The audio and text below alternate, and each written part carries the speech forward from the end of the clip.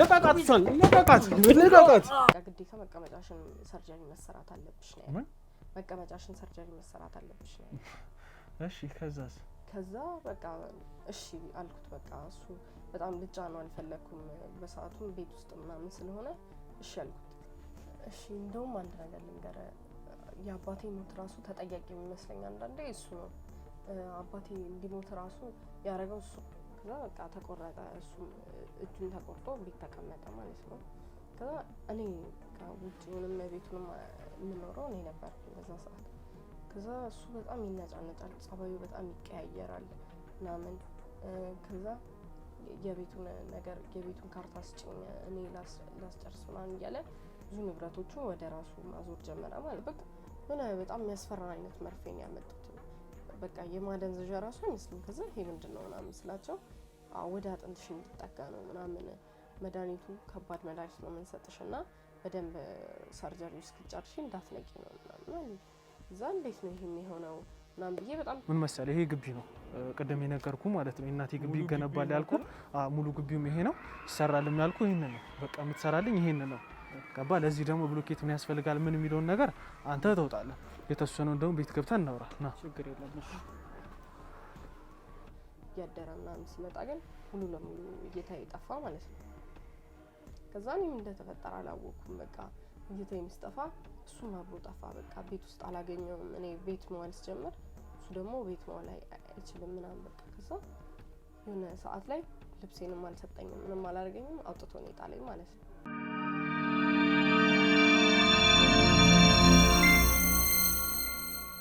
ሰላም ውድ ተመልካቾቼ እንደምን አላችሁ? ዛሬም እንደተለመደው ለየት ባለ ፕሮግራም ተገናኝተናል። በዛሬው ፕሮግራማችን አንድ ባለ ታሪክ ይዤላችሁ ቀርቤያለሁ።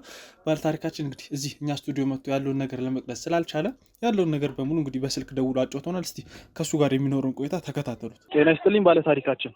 አብሮ ይስጥልን። ሰላም እንደምናችሁ? እንግዲህ ያለውን ነገር ከኔ ጋር በተወሰነም እንግዲህ ደውለህልኝ ከዚህ በፊት አውርተናል። እስቲ ያለውን ነገር በመጀመሪያ ስምህን አስተዋውቅልን። እስቲ ጀምር። እግዚአብሔር ይስጥልኝ። እኔ ተክለ አረጋይ ይባላለሁ። እሺ ተክለ አረጋይ፣ እስቲ ምንድነው ዛሬ ወደኛ ሚዲያ መጣ? እግዚአብሔር ያክብርልኝ። ንጉስ ሚዲያዎች በጣም ትብብራችሁ ልዩ ነው። እንግዲህ ለእናንተ ቃላት የለኝም። እንግዲህ ጉዳዩን አላርዝምብህ። ያው አንድ ትልቅ ችግር ስለገጠመኝ ነው ወደ እናንተ ብቅ ያልኩት። ያው እኔ በምኖርበት ቦታ ትንሽ አንዳንድ የማይሆኑ ነገሮች ተከስተዋልና ባጠገቤም ደግሞ ሰው አስጠግቼ ነው ያለሁት። እንደው ታሪኩ ምን መሰለ፣ ከዚህ በፊት ዝምድና ያው ራቅ ያለ ዝምድና አለን ከልጅቷ ጋር፣ አሁን ከምነግርህ ጋር ታሪክ ጋር ማለት ነው። እና ቤት ውስጥ አይኗን አጥፍተው ብዙ ነገር በደል በድለው ገንዘቧን ወስደው መሞት በለው በቃ መሞት ከመሞት ያልተናነሰ ነገር አድርገውባት እኔ ቤት ነው የምትገኘው ልጅቷ አሁን።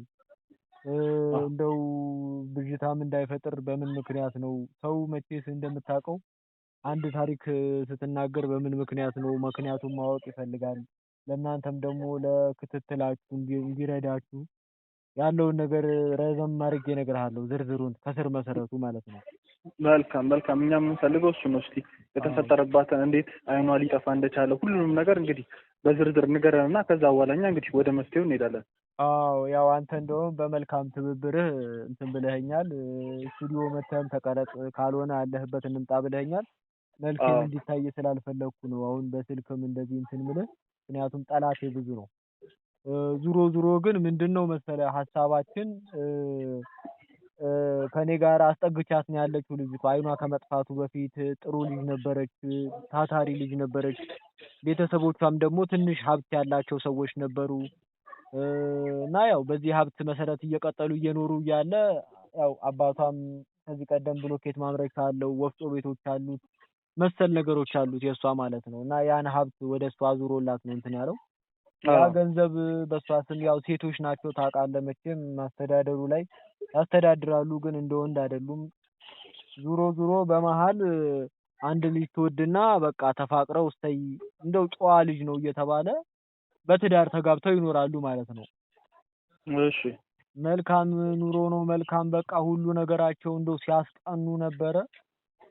ከዛ በኋላ ከጊዜ በኋላ ነው ችግር እየመጣ የመጣው። ልጁ ያው እዛው ብሎኬት ማምረቻው ላይ ወደዚህ ይላል ስራ ይላል። እንደው የራሱንም ስራ ነጋዴ ነው አሉ መጀመሪያ ሲያገባት፣ ግን እዛ ስራ እየፈታ ሲመጣ በቃ እዚህ ብሎኬት ማምረቻ አላችሁ እናንተ እኔና አንቺ በትዳር እንትን ብለናል ይላስ። እሷም ደግሞ በቃ ጥሩ ልጅ ናት። መቼስ አንድ ባልና ሚስት መቼም አንድ አምሳል ናቸው አይደለ?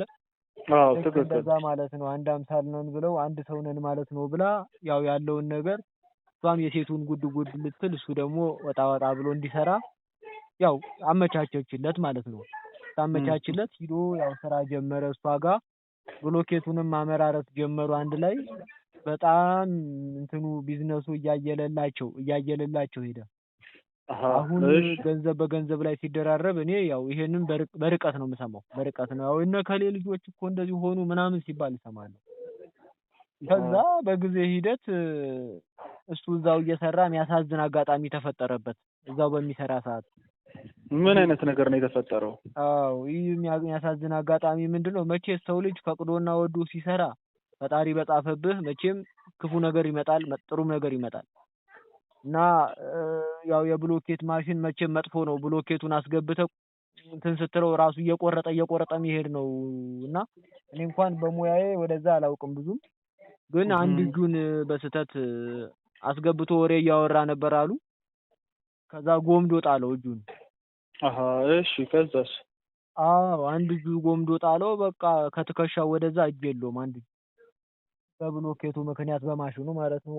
ተባለ አለ የተባለ ሆስፒታል ወሰዱት። ምን አሉ። ሚስትየውም በጣም ደነገጠች። መቼም በቃ ምን ነው በቀረብኝ አንተን እዚህ ስራ ቦታ ባላመጣው ምንኛ የተረገመ ቀን ነው እዚህ አንተን የጠራው ብላ በቃ አዘነች፣ ተቆረቆረች ነው የምልህ።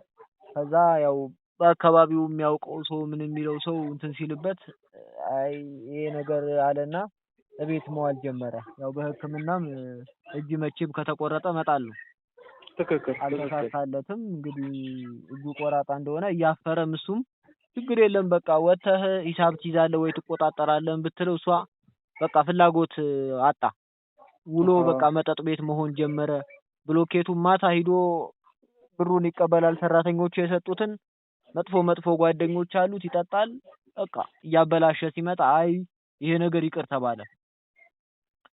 ይቅር ተባለና እሷም ቢዝነሱ እየከሰረ ስለመጣ እሷ የቤቱን ስራ ትታወጣ ሰራተኛ ቤትም ቀጥራ እሱን ቤት ሰራተኞች ይንከባከቡታል፣ ያቀርቡለታል፣ ምን ይሉለታል። እዛ እሷ ግን ያው ውጪ ላይ አንዳንድ ነገሮችን ያው የብሎኬቱን ስራ ማንቀሳቀስ ጀመረች፣ ወፍጮ ቤቱንም ጨምራ። አሁን በጣም ይሄ ሰውዬ ለካ ሆዱ ላይ ነገር ገብቶበታል። ይሄን ብሎኬት ያስቆረጥሽ አንቺ ነሽ የሚል ነገር ማለት ነው። እሺ። ከዛ ያው እንግዲህ በምን እንደሆነ ባላቅም አብዛኛውን ነገር በሆነ ነገር ይስማሙና እሷ የሆነ ሕክምና ማድረግ አለብሽ ግዴታ፣ እኔ ብሎኬት እጄን ቆርጦኝ አንቺ ደግሞ እንግዲህ አንዳንድ ነገር ሰርጀሪ ማድረግ አለብሽ ይላታል። እንደው እሷን አግኝተህ ብታወራት ደስ ይለኛል የበለጠውን። ግን አውራታለሁ። ግን እዚህ ጋር አሁን ግራ የገባኝ ነገር እሱ ተጎድቶ እሷ የምን ሰርጀሪ ነው የምታደርገው? ግልጽ ማድረግ ስላለብን። አይ ምንድነው እኔ ይከብደኛል ያለው ነገር ምን መሰለህ ንጉሱ፣ ሰርጀሪ ማድረግ አለብሽ ብሎ አንዳንድ ትንሽ ከበድ የሚል ሰርጀሪ እንዲያስደርጋት ይስማማሉ። እሷም ሞኝ ቢጤ ሆናለች። ምን አይነት ሰርጀሪ ነው? አዎ እንደው መቀመጫው አካባቢ የሚደረግ ሰርጀሪ አለ፣ ዘመናዊ ነገር ነው አሉ። ያን ነገር እንድታረግ እንትን ብሏት ነበር፣ ገፋፋት ነበረ። ከዛ ያው በዛ ነገር ምክንያት የተፈጠረ ችግር አለ። አሁን ለዛ ነገር የተደረገው እንትን ወደ አይኗ ሂዶ አይኗን አጠፋፍተው ቁጭ አድርገዋታል።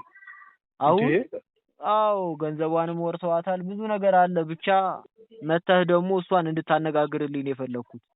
መልካም ችግር የለውም። ቤቷ መጥቼ ማነጋገር እችላለሁ። እንግዲህ እንደዚህ አይነት ጉዳት ላይ ከሆነች ያው መንቀሳቀስም ስለማትችል ቤቷ ሳይሆን እኔ ቤት ነው። የኔ ቤት ወደዚህ ወደ አቦ ነው፣ ሳሪት አቦ።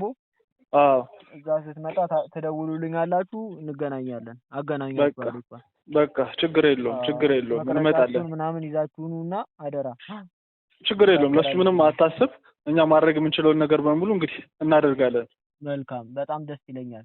መልካም። እሺ ወንድም አለም ሰላም ዋኑ።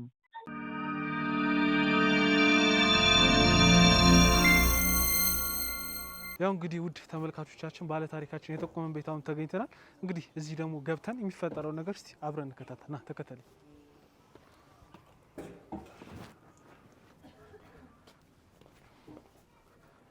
ሰላም ብሌን፣ ሰላም እንዴት ነሽ? ሰላም ነሽ? እስቲ ተቀመጭ። ያው እንግዲህ ውድ ተመልካቾቼ ባለ ታሪካችን የጠቆመን ሰው እሷ ነችና እንግዲህ እንደምትመለከቱትም ትንሽ አሁን ላይ አይኗ ብርሃን እየሰጠ አይደለም፣ አይኗ እየተመለከተ አይደለም። እንግዲህ ያሉትን ነገሮች በሙሉ እሱ ገልጾልናልና ከሱ በተጨማሪ ደግሞ ከሷም መስማት ያሉብን ነገሮች ስላለ ነው ዛሬ ላይ የመጣሁት እዚህ ቤቷ ድረስ የመጣሁትና ብሌን እንዴት ነሽ? እግዚአብሔር ይመስገን። ደህና ነሽ አይደል? ያው እንግዲህ የተፈጠረውን ነገር እዚህ ቤት ውስጥ ያለው ሰው አብሮሽ የሚኖረው ሰው በደንብ ነግሮናልና እስቲ ደግሞ ከሷ መስማት ያለብን ነገር አለ፣ በደንብ መረዳት ያለብን ነገር አለ ብለን የመጣ ነውና እስቲ አንቺ ላይ ምን እንደተፈጠረብሽ አሁን ላይስ ምን አይነት እገዛ እንደምትፈልግ ያለውን ነገር እስቲ በዝርዝር ንገሪ። በቃ እዚህ ያረገኝ እንደዚህ ያረገኝ እንደነገራችሁ ባሌ ነው እንደዚህ ያረገኝና ትምህርት ቤት ነበር የምንተዋወቀው እኔና እሱ ፍቅረኛሞች ምናምን ነበር መጀመሪያ ሰዓት። ከዛ ነው ወደ ትዳር ምናምን ከገባን በኋላ ትምህርት ሳንጨርስ በፊት ምናምን ነበረ በቃ ፍቅረኛሞች ምናምን ነው። ከዛ ይሄን ነገር ግን ያው አባቴ አይፈልገውም ነበር። ምክንያቱም አባቴ ባለሀብት ነው፣ እሱ ደግሞ ያው ከድሀ ቤተሰብ ምናምን የመጣ ሰው ስለነበረ አይፈልገውም። ከሱ ጋር ብቻ ሳይሆን ከተለያዩ ወንዶች ጋር እንደሆነም አይፈልግም፣ ከማንም ጋር እንደሆነ ምናምን አይፈልግም። ምክንያቱም ብቻውን ያሳደገኝ አባቴ እና እንደዛ ነው። ከዛ ወደ ፍቅር ገባን ምናምን አብረን ሆነን፣ ግን አባቴ ያንን በጣም ይቃወመኛል። በቃ አብረን እንድንሆን አይፈልግም ምናምን እንደማገባውና በጣም እንደምወደው ደጋግሜ ነገርኩት ለአባቴ ማለት ነው። አባትሽ ለምን ነበር የማይፈልገው እሱ? አላውቅም፣ እኔ ችግራቸውም እንደነበር አላውቅም። አባቴም በጣም ነው የሚጠላው እሱን። በቃ ግን እንደነገርኩ ከሱ ጋር ብቻ አይደለም በቃ ከሌላም ሰው ጋር እንደሆነ አይፈልግም። በቃ ትምህርቴ ላይ እንዳተኩር ምናምን ነበረ፣ የእሱን ቦታ እንድሸፍንለት ምናምን ነበር የሚፈልገው በሰዓቱ። እና በቃ ትምህርት ምናምን እየተማርኩኝ ከሱ ጋር ሆንኩኝ። እኔ ደግሞ እሱ በጣም ነበር የማፈቅረውና በዛው ከዛ እንደማገባው ምናምን ነገርኩት ለአባቴ። ከዛ ይሄ እንደማይሆንና በቃ በጭራሽ አብረን መሆን እንደማንችል ምናምን ይነግረኝ ነበረ አባቴ ማለት ነው። ከዛ በቃ ግዴታ እኔ ከሱ ጋር መሆን ነበር የምፈልገውና በቃ እንዳረገዝኩኝ ምናምን ነገር ነገርኩት። በዛ ራሱ አባቴ ሊያምነኝ አልቻለም። በቃ ስለዚህ እንደማስወርደውና ከሱ ጋር እንደማልቀጥል ብቻ ነው የሚነግረኝ። ከዛ በቃ የተወሰነ ጊዜ እንደዛ እየኖርን እኔም እሱን ለማሳመን በጣም እየጣርኩኝ ምናምን የሆነ ቀን ታሞ ሆስፒታል ገባ ማለት ነው አባቴ። ከዛ 3 ቀን ራሱ አልተኛም፣ ህይወቱ አለፈ። ከዛ አባቴ ከሞተ በኋላ እኔም በጣም ተጎዳው። 1-2 አመት ምናምን ከቤት አልወጣሁም። በጣም ተጎዳው። በቃ ማን ያለ እናት ነው ያደግኩት እንደነገርኩና አባቴ ብቻ ነበር የነበረኝ እና እሱንም ሳጣው በጣም ተጎዳው። ከዛ በኋላ አብሮኝ ያለው እሱ ባለቤቴ ብቻ ነበር ማለት ነው። ከዛ በሰዓቱ እኔም ከቤት መውጣት አልቻልኩም። ሀዘኑ በረታብኝና ቤት ምናምን ስቀመጥ ንብረቶቹን የሚያስተዳድርልኝ ምናምን እሱ ሆነ ማለት ነው። እና በቃ የብሎኬት ፋብሪካውንም በስሙ እንዳዞርለት ምናምን ነገረኝ። ከዛ እኔ ምንም አላልኩትም። በጣም ነው ማምነው፣ በጣም ነው ማፈቅረውና በቃ በስሙ አዞርኩለት ነገር። ከዛ እሱ እንትን አለ በቃ ያስተዳደረ ምናምን በጣም አሪፍ እየሆነ መጣ ማለት ነው። እኔም ከቤት አልወጣም ምናምን በጣም ተጎድቻለሁ። እሱ ደግሞ በቃ በጣም ጠንካራ ሰራተኛ ነውና በቃ እየሰራ ምናምን እየኖርን እያለ ከዛ ከ2 አመት በኋላ እንድንጋባ ተነጋገርን። በቃ አሁን እኔም ይብቃኝ ምናምን ብዬ የራሴነት መጀመር ስለነበረብኝ ተጋባንና በቃ በዛ ራሱ ሆነን በቃ እኔ አልሰራም ብዙ ጊዜ ቤት ውስጥ ምናምን ነው ሙሉ እሱ ነው የሚሰራው፣ ድርጅቱን ምናምን የሚያስተዳድረው እሱ ነበርና በቃ አብረን በፍቅር በጣም ረጅም ጊዜ ኖርን ምናምን። ከዛ በአንድ ቀን እጁ አደጋ ደረሰበት እዛው ብሎኬት ፋብሪካው ሲሰራ ማለት ነው። እና እጁ ተመታ። አሁን ማሽን እጁን መታውና እጁ እንደሚቆረጥ ተነገረን ማለት ነው። ግን ትንሽ ዝናብ እየመጣ ነው፣ ወደ ውስጥ በገብተን ብናወራ ይሻላል። ችግር የለውም። የትኛው ቤት ነው? ይሄኛው ነው? ይሄኛው አንድ ቤት። እሺ እንግባና እናወራ። እሺ ያዙና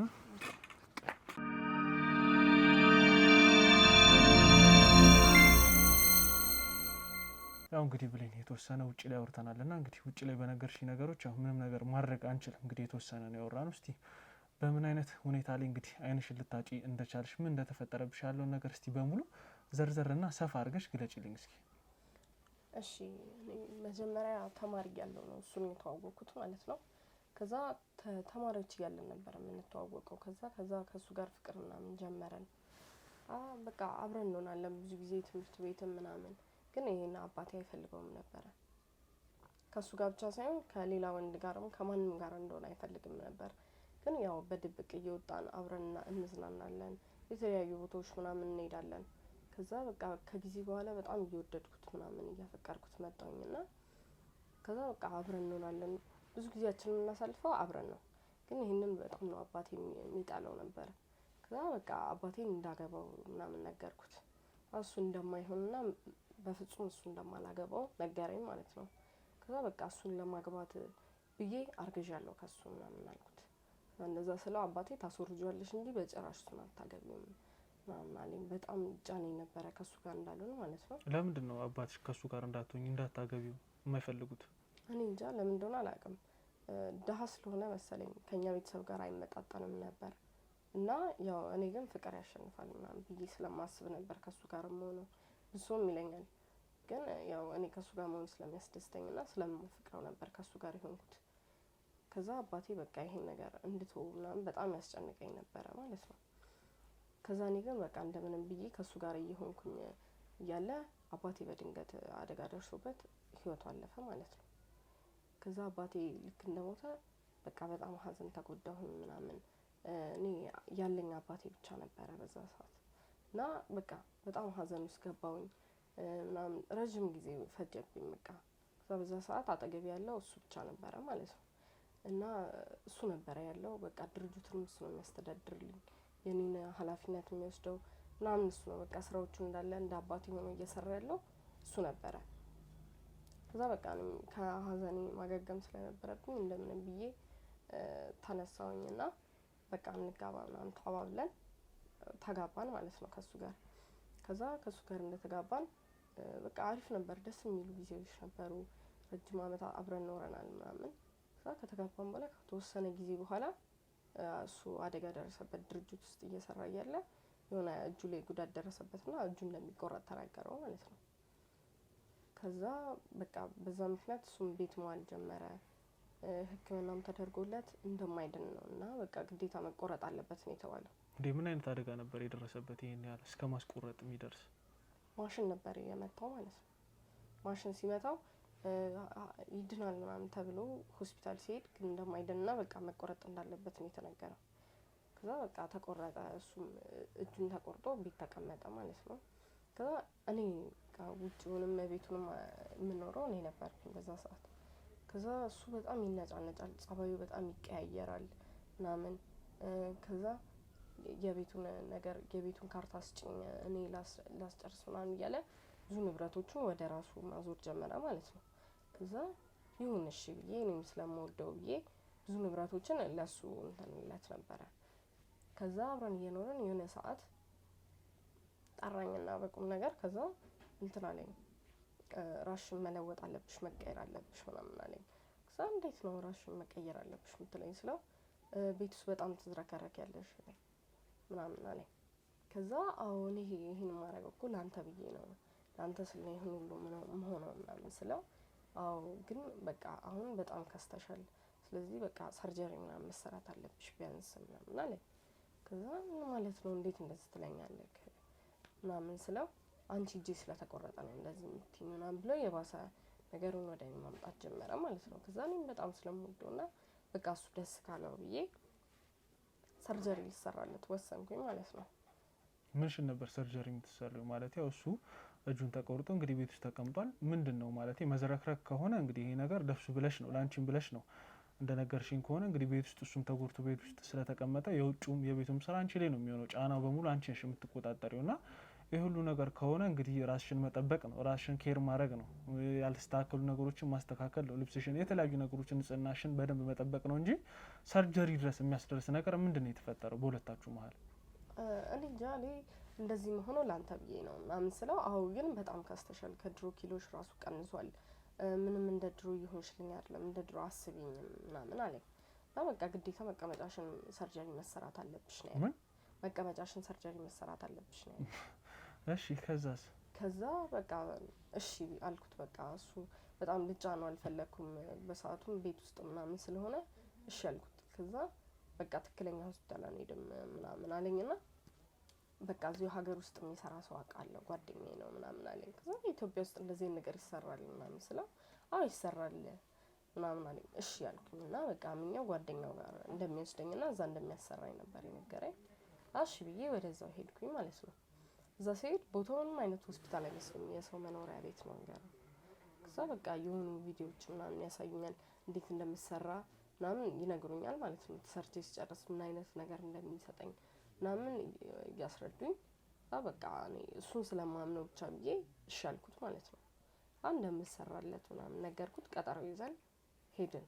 እንደ ሁሉ ነገር ስታደርጊ የሚያማክርሽ ምናልባት ቤተሰብ፣ ጓደኛ፣ ዘመድ ምንም ነገር የለም? እንደዚህ አይነት ውሳኔ በራስ ላይ ስትወስኝ? ያው ያለኝ እሱ ነበረ። ከአባቴ ቀጥሎ ያለኝ እሱ ብቻ ነው። ሰው እሱ ብቻ ነበረ።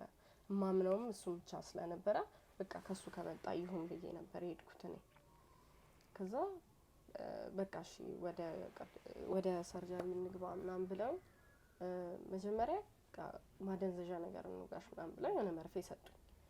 ከዛ በኋላ የሆነ ትንሽ ይታየኝ ነበረ ምናምን፣ በደንብ አልጨለመብኝም ነበር። እይታዬም ያን ያህል አልጠፋም ነበረ።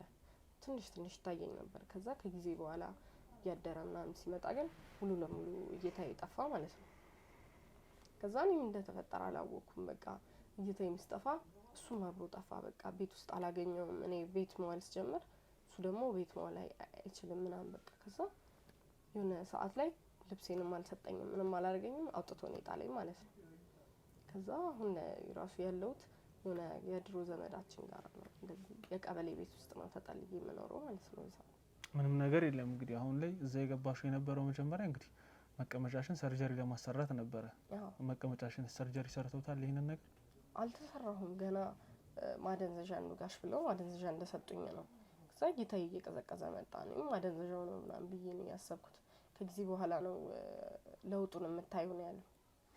ከዛ እሺ ብዬ ከጊዜ በኋላ ግን በቃ እይታዬ እንዳለ ጠፋ ማለት ነው። ሙሉ ለሙሉ አይንሽ ብርሃን መስጠት አቆመ በቃ። ከዛ በኋላ መጀመሪያ ሰዓት ትንሽ ይታየኝ ነበር፣ ግን አሁን በሰዓቱ ምንም አይነት ነገር አይታየኝም ማለት ነው። ይሄንን ነገር እሱን ስትጠይቂ ምንድን ነው መልሱ? ባለቤትሽ አላገኘም ሁላ እንኳን ለማውራት ምናምን ጊዜ የለውም እሱ። ምናምን እንደተፈጠረም እኔ አላወቅኩም። ከተወሰነ ቀናት በኋላ ነው ራሴን ያገኘሁት። መንገድ ላይ ነው እና ዘመዳችን አንስቶ እዚህ ያመጣኝ ማለት ነው። በጣም ነው የሚያሳዝነው። የምትናገሪው ነገር እንግዲህ በጣም ነው ልብ የሚነካውና ይህንን ነገር ከፈጸመብሽ በኋላ አንቺ ላይ እንግዲህ አውጥቶን ይጣለሽ ከቤት ውስጥ። አሁን ላይ ዘመድ ቤት ውስጥ ተጠግተሽ ነው የምንመለከተውም እና እሺ፣ እኛን ያስጠራሽበት ምክንያት ምን አይነት ምክንያት ነው? እንግዲህ በቃ እሱን አግኝታችሁ የአባቴን ንብረት እንዲመልስልኝ፣ ለምን እንደዚህ እንዳረገኝ ምን እንዳረኩት ማወቅ ነው ፈልገው።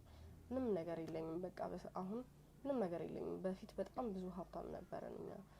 አባቴም ባለጸጋ ሰው ነበርና በቃ ከአባቴ ንብረት የቀረኝ ይሄ ሀብል ብቻ ነው። ያሱ ማስታወሻ ይሄ ብቻ ነው እጄ ላይ የቀረው ማለት ነው። ሌላው እንዳለ ወስዶብኛል ማለት ነው። እና ይሄን ሰው አግኝታችሁ ታናግሩልኝና ንብረት የምታስመልሱልኝ ብዬ። መልካም እንግዲህ ያው እኛ እንደዚህ አይነት ጉዳይ እንደዚህ አይነት ችግር ደርሶባቸው የመጡ እንግዲህ እንዳንቺ አይነት ወጣቶችን ብዙ ሰዎችን አግዘናል፣ ብዙ ኬዞችንም ፈተናል እና አንቺ የነገርሽን ነገር ደግሞ ትንሽ ውስብስብ ያለ ነገር ነው። አሁን ላይ እሱን እንዴት አድርገን እንደምናገኘው በደንብ እንግዲህ ከአባላቶቻችን ጋር ሆነን ፕላን መንደፍ አለብን። ተረዳሽኛ አይደለ? በአንዴው ፍጥን ተብሎ የሚደረግ ነገር አይደለም። ብዙ ነገሮችን ነው እንግዲህ ከአንቺ ያሸሸው። እንደምመለከተው ከሀብትም ከገንዘብም ከሁሉም በላይ የአንቺ ጤና ነበር የሚቀድመው። እንግዲህ አንቺ ነው በእንደዚህ አይነት ሁኔታ ላይ ሰርተሽ ማደግ የነበረብሽ ወጣት ነሽ እና በእንደዚህ አይነት ሁኔታ ላይ አንቺን መመልከት በጣም ያሳዝናል። እንግዲህ ይህንን ነገር እሱ ለእያንዳንዱ ላደረገው ነገር ይሄ ነገር ምናልባትም እሱ አድርጎት ከሆነ ተጠያቂ ነው። እሱ ብቻ አይደለም፣ ይሄንን ነገር ያደረጉብሽም ሰዎች እንግዲህ መርፌውን የሚወጉሽ ሕክምና ውስጥ ቦታ የነበሩት ሰዎች በሙሉ ተጠያቂ ነው የምናደርጋቸው። በዚህ በኩል ምንም ነገር አታስቢና እስቲ እንደው እሱን ለማግኘት የሚረዳን ነገር ካለ ብትነግሪኝ በዚሁ ደስ ይለኛል። ያው ንብረቶቹ እንዳለ በሱ ናቸው። አንድ ወፍጮ ቤትና የብሎኬት ፋብሪካ ነው ያለው ማለት ነው በሱ ስም። እዛ ነው እየሰራ ነው እጁን ያጣው። ብሎኬት ማምረቻ ውስጥ እየሰራ ነው እጁን ያጣው። እሺ፣ ስለዚህ ያው እንግዲህ የተወሰኑ ነገሮችን እኛ መረጃ ካንቺም እንግዲህ የምንፈልግ ከሆነ በድጋሚ መተን እንጠይቃለን። እንግዲህ በስልክም ደውለን ቢሆን እናወራሻለን እና እሺ። እንደውም አንድ ነገር ልንገር፣ የአባቴ ሞት ራሱ ተጠያቂ የሚመስለኝ አንዳንዴ እሱ ነው። አባቴ እንዲሞት ራሱ ያደረገው እሱ ነው ብዬ አስባለሁ። በቃ የእሱ እጅ አለበት ብዬ ጠረጥራለሁ።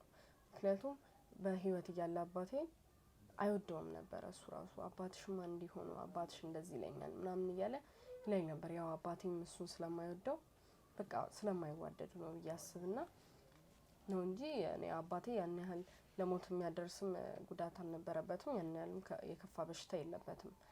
እንዲያውም በየወሩ ምናምን ቼክአፕ አለው የራሱ ዶክተሮች ምናምን ስላሉት። ግን በቃ በድንገት ትንሽ አሳለው ነገርና ሆስፒታል ገባ። ከዛ በቃ ለሞት የሚያደርስ ምንም አይነት ምልክት አልታየበትም ሲሞት ማለት ነው አባቴ። እና በቃ እሱ ነው እንደዚህ ያስደረገው ብዬ አስባለሁ። ያኔ እሱ ነው ብዬ አልጠረጥርም ነበር። አሁን ግን በቃ እኔ እንደዚህ ካረጋ አባቴን ለመግደል ምንም እንትን የሚለው ነገር የለም ብዬ አስባለሁ። እና በቃ የአባቴ ሞት ተጠያቂ እሱ ነው ብዬ ነው ማለት። አባትሽ የት ነበር ያረፈው? ማለት እንግዲህ በቀጥታ እሱም ላይ መደምደም እንዳይሆንብኝ የት ነበር አባትሽ ያረፈው? አባቴ ሆስፒታል ነበር ያለፈው። ግን ያው ብዙ ዶክተር ጓደኞች ምናምን አሉት እሱም እና በቃ አባቴ ደግሞ ያን ያህል የከፋ በሽታ የለበትም።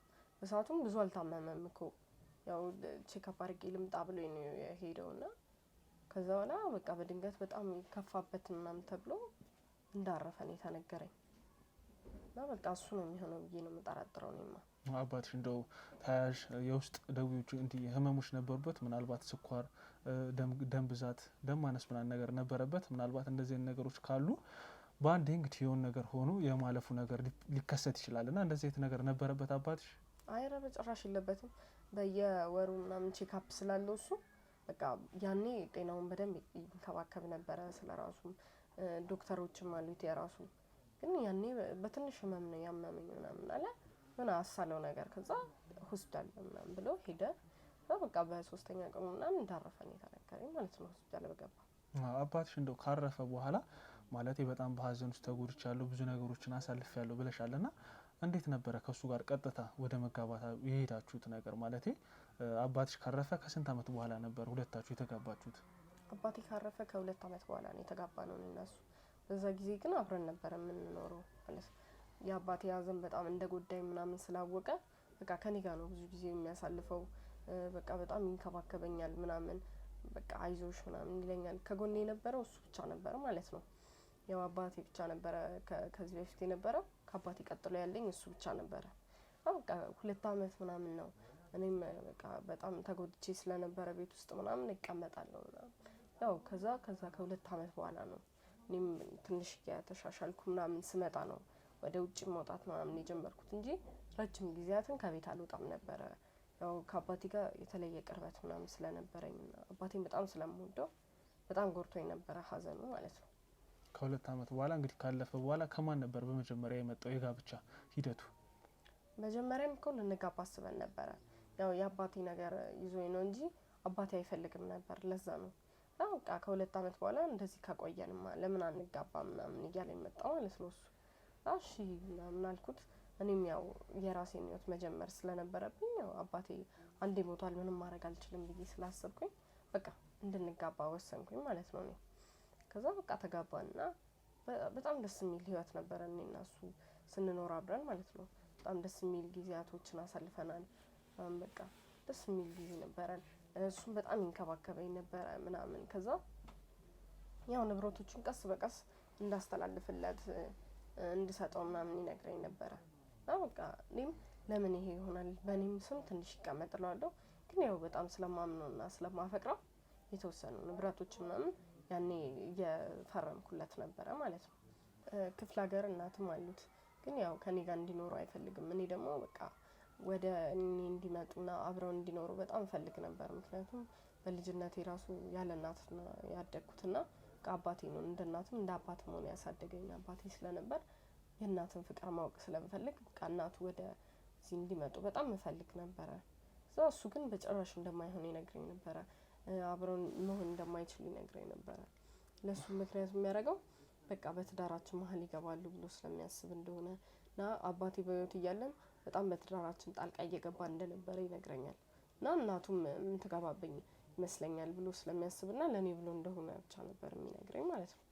ቅድም ስትነግሪኝ መሰለሽ አሁን ላይ አብራችሁን የተማራችሁትና እዚሁ አብረን የተማርነው ብለሽኛል። እና ክፍለ ሀገር ከሆኑ ቤተሰቦቹ እሱ እዚህ ከማን ጋር እየኖረ ነበረ እዚህ ሲማር የነበረው?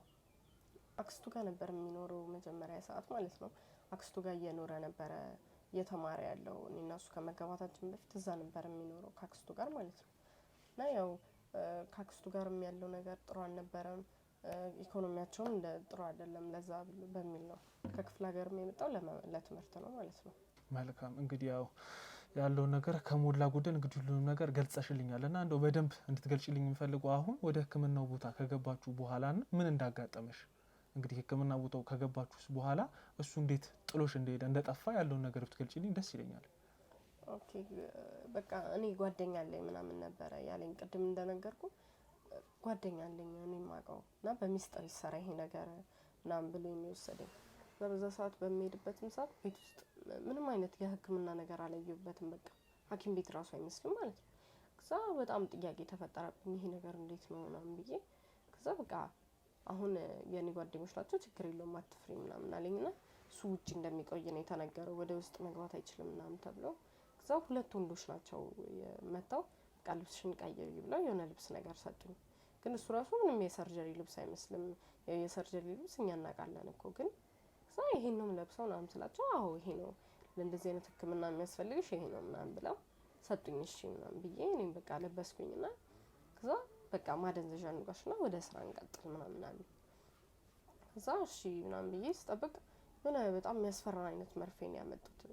በቃ የማደንዘዣ ራሱ አይመስልም። ከዛ ይሄ ምንድነው ምናምን ስላቸው ወደ አጥንትሽ እንዲጠጋ ነው ምናምን መድኃኒቱ ከባድ መድኃኒት ነው የምንሰጥሽና በደንብ ሰርጀሪ እስክትጨርሺ እንዳትነቂ ነው ምናምን አሉ። እዛ እንዴት ነው ይሄ የሚሆነው ምናምን ብዬ በጣም ተከራከርኳቸው። ግን ያው በቃ ለሱ ብዬ ነበረ እና እኔ ውጪ ሄጄ ነው መሰራት የምፈልገው ሲጀመር ለሱ ብዬ ነው ምናምን ስላቸው ይሄ ምንም አይነት ጉዳት እንደሌለውና በቃ በጣም ረጅም ሰዓት ራሴን እንድስት ብቻ እንደሆነ ነገሩኝ ማለት ነው። ከዛ በቃ እሺ ይሄንም ተስማምቼ መርፌውን ወጉኝ ማለት ነው። ከዛ በኋላ ራሴን ያገኘሁት በቤቴ ውስጥ ነው። አልጋዬ ላይ ተኝቼ ነበረ እና ትንሽ ይታየኛል። በደንብ አይታየኝም ያን ሰዓት ራሱ አይኔን ስገልጥ ትንሽ ነው የሚታየኝ።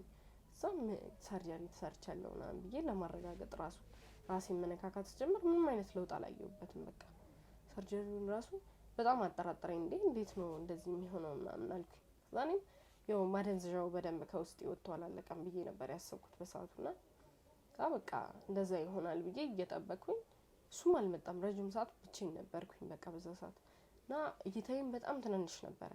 እንደ ድሮ ግልጥ ብሎ አይታየኝም። አሁንም ምን የማስበው የማደንዘዣውን በደንብ ከውስጥ አልወጣም ብዬ ነበር እና ጊዜያት እያለፉ ምናምን ሲሄዱ በ3ኛው ቀን ነው 4ኛው ቀን ምናምን ከነጭራሹ አይታየኝም ማለት ነው። አይንሽ ብርሃን መስጠት አቆመ ማለት ነው። ከዛ በኋላ እይታዬ እንዳለ ጠፋ ማለት ነው።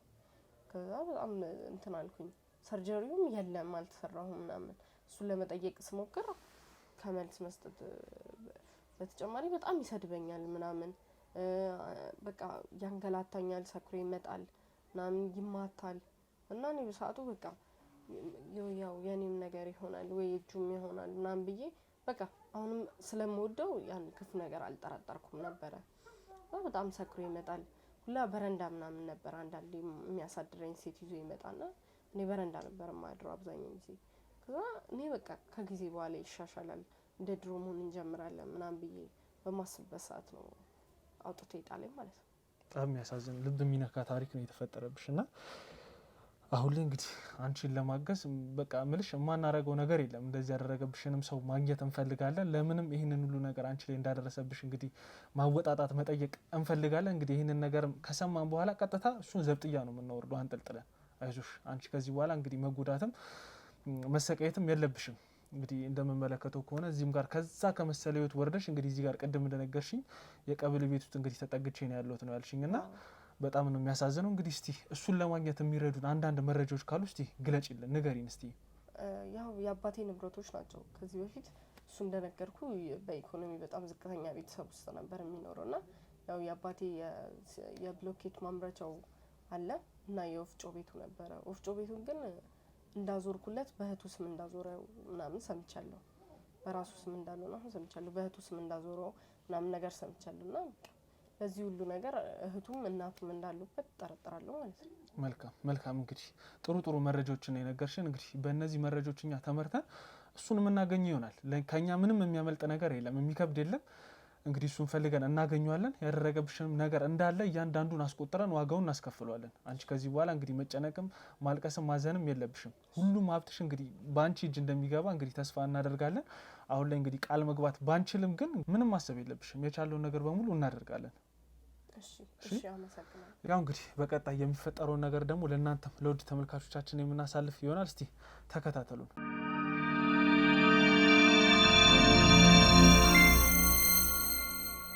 ያው እንግዲህ ውድ ተመልካቾች እንግዲህ ከብሌን ጋር የነበረውን ቃለ መጠይቅ ተከታተላችሁ ነበር። እንግዲህ ከዛ ቃለ መጠይቅ በኋላ ይህንን ነገር ያደረገባትን እንግዲህ ባለቤት ተብዬውን ለማግኘት ብዙ ጥረቶችን አድርገናል። እንግዲህ ዛሬም እንግዲህ የተወሰነ የተሳካልን ይመስላል። እንግዲህ ደውለንለት እኔ የእናቴን ቤት ማሰራት እፈልጋለሁ፣ እንግዲህ ለዚህም አንተ ብሎኬት እንድታቀርብልኝ የተወሰነ አሸዋም ሲሚንቶ እንግዲህ የሚያቀርብ ሰው ካለ አንተ ኮንትራቱን ወስደህ እንድታሰራልኝ እፈልጋለሁ ብዬ በስልክ አውርቼዋለሁ ከካሜራ በስተጀርባና እሱም እሺ ፈቃደኝነቱን ሰጥቶኝ ተቀጣጥረናል። እንግዲህ ለስራ በሚል ጉዳይ ተቀጣጥረን አሁን ላይ እየመጣ ይገኛል። እንግዲህ እንደዚህ አይነት ድብቅብቅ ቦታም የቀጠርኩት የተለያዩ ነገሮችን እንዳያደርግ ችግርም እንዳይፈጠር በሚለው ነው። እንግዲህ እስቲ እሱ ደግሞ እዚህ ከመጣ በኋላ የሚፈጠረው ነገር አብረን እንከታተልና ተከተለኝ። ግባ ግባ ግባ ና እያየው ነው፣ በቅያሱ ጋር እያየው ነው። ና ግባ ተመልክቻለሁ። ና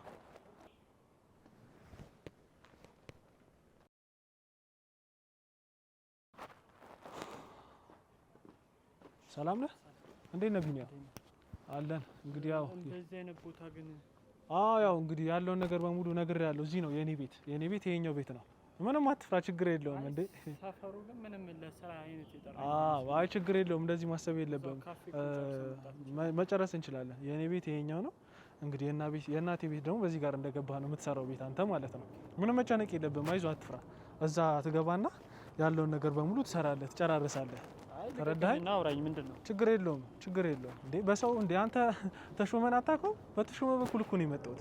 አንዳንድ ስራዎች ጥንቃቄ ያስፈልጋቸዋል። ትክክል። አይ እኔ እናንተ አሁን የምንሰራው ምን መሰለህ ትክክለኛ ስራ ነው፣ ህገ ወጥ ምናምን ነገር አይደለም። ብሎኬት ታመርታለህ አንተ። እንግዲህ ነገሮችን በሙሉ ተግባብተን ነው የምንሰራው። እኔ ደግሞ የእናቴ ቤት ጥንቅቅ ተብሎ እንዲሰራልኝ ስለምፈልግ ነው አንተም ጋር የመጣሁት በሰው እንጂ ብዙ ኮንትራክተሮች ሞልቷል። ተረዳኸኝ አይደል? ስራ እንዲሰራ ነው የፈለገው ከቤቱ አንፃር ቤቱን እንግዲህ ግቢውንም ታየዋለህ። የተወሰኑ ቆርቆሮ ቤቶች፣ ጭቃ ቤቶች አሉ። አንተ እንግዲህ የኢንጂነሪንግ ሙያ እንዳለ ሰምቻለሁ እና እነሱም ለንግድ ነው የፈለከው ቦታው ማለት ለንግድ እንዲሆን አድርገን የፈለከው ወይስ ቀጥታ መኖሪያ ቤት ነው የፈለከው? ትክክል። እሱን ነገር እኔና እናቴ ቤተሰቦችን በደንብ አስበንበት ተነጋግረናል እና ትንሽ ወደፊት እንትን አስፓልት ነገር አለች ግቢያችን ጋር ማለት ነው እና አስፓልት ነገርም ስላለች የተወሰነውን መኖሪያ በጀርባ በኩል ማለት ነው፣ በፊት ለፊት ደግሞ ሱቅ ነገር ተረዳኸኝ አይደል? ሱቅ ነገር እንዲሰራና ተከራዮቹ ከኛ ጋር የማይነካኩበትን ነገር ተፈጥሮ እንዲሆን ነው የፈለጉት እና በዚህም በኩል አንተ ትልቅ ሙያ ያለ ስለተባልኩኝ ነው እንግዲህ ብሎኬቱን በአንተ በኩል ስለሚመጣ የተወሰነ ቅናሽ ታደርግልኛለህ አይደል? እሱ ችግር የለውም። ያው አሽራውን አይተን ያው የሚፈጀውን አይተህ ችግር የለም። እሱ አስተያየት እናደርጋለን። ትክክል። በሰውም ስለመጣ በተሽም ስለመጣህብኝ ነው እንጂ እኔ በጣም ብዙ ስራ ነው የምሰራው።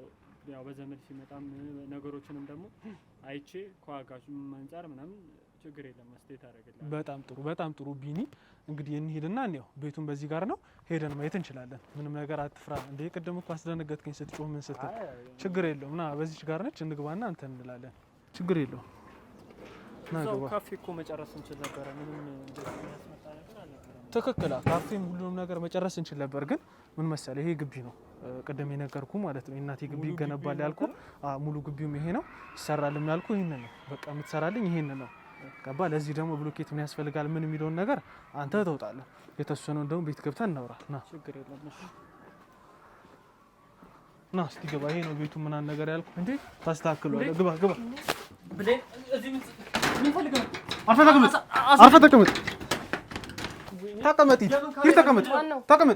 ተቀመጥ።